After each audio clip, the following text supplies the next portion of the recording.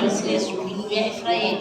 Ngizocela ukubonga la ingilosi nasemhlabeni nabaphathi bengumuntu obezoya kodwa ngo-October.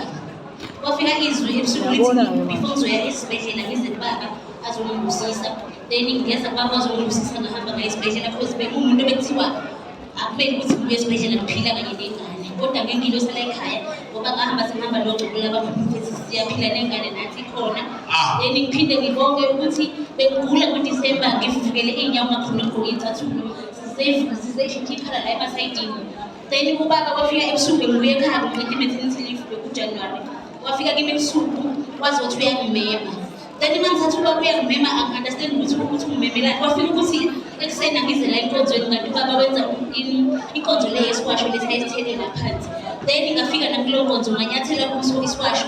Then kusukela lapho zaphela iy'nyawo ukuthi bese ngihamba abantu angisizakalanga. Kodwa ngengilosi la ekhaya ngisizakele. It's all back. Clap your hands. Uzobonga nami umntwana angeze ngapha phambili. Let the child come forward Khona ukumbusisa umntwana. so that we bless the child. Nangu umnikelo uyabonga nawe. She's thankful with an offering. Up there. Bekuthiwe ngimlethe nakuwe kufike izwi likaBaba wayethe ngize kufike esibhedlela. Then sinokuphupha kabi.